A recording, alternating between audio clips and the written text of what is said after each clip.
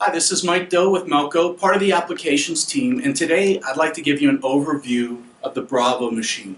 Bravo machine is a prosumer level machine, has 16 cones of thread.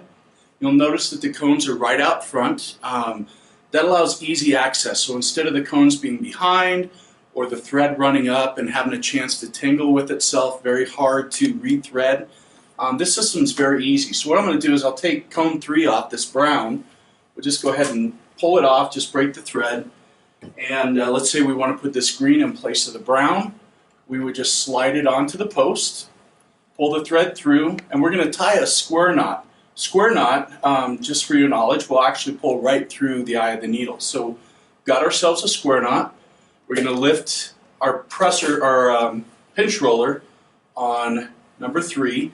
And we're just going to pull that brown thread, and you'll notice that the green will just pop right through the eye of the needle, and we've rethreaded the machine. That's how easy it is to thread or change a cone of thread onto the Bravo machine.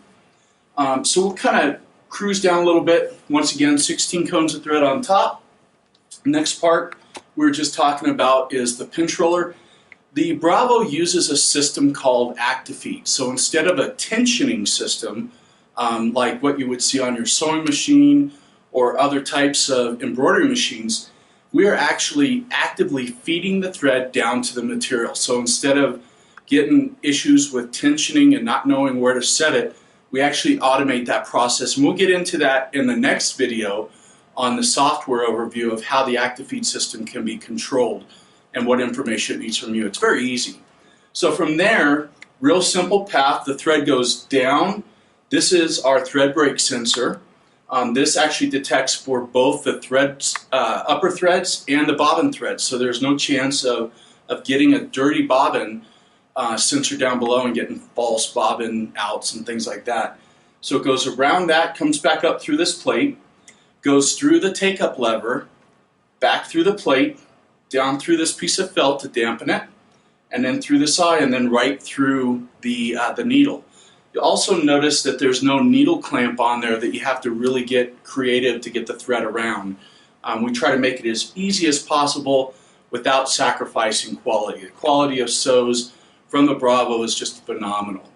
So the last thing I want to show you is the grabber. So this is the grabber that keeps the thread back into the trap, and the presser foot. So you'll notice on needle number 9, there's only one presser foot on this machine. So if you start doing thicker or thinner materials, instead of having to go through and adjust the presser foot for all the different needles, there's only one to adjust. And it turns out, I'll go ahead and move this over a little bit so you can see it. There's actually a real nice mechanical wheel here, and you can, right now it's all the way down, and you can go up a couple clicks to reset that. All the way up would be like a hat, and that's as easy as it is to use that presser foot and adjust it for different types of materials. From there, we'll go down, and so that's pretty much it on the needle case and the threads. From there, we'll go down and let's talk about the lower arms. So this is the smallest lower arm in the industry.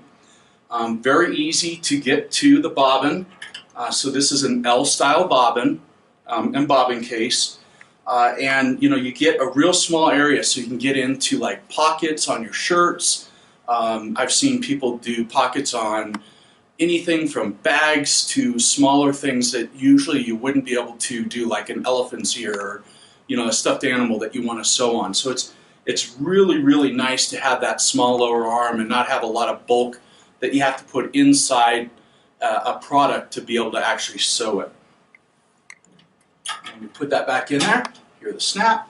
And the other thing that we kind of went by and we'll go back to is the actual hoop arms. So there's several different size hoop arms depending on which package of Bravo you have to fit the hoops that you get. So that's kind of an overview of the Bravo machine. Hope you like this, and let us know if you have any questions. Thank you.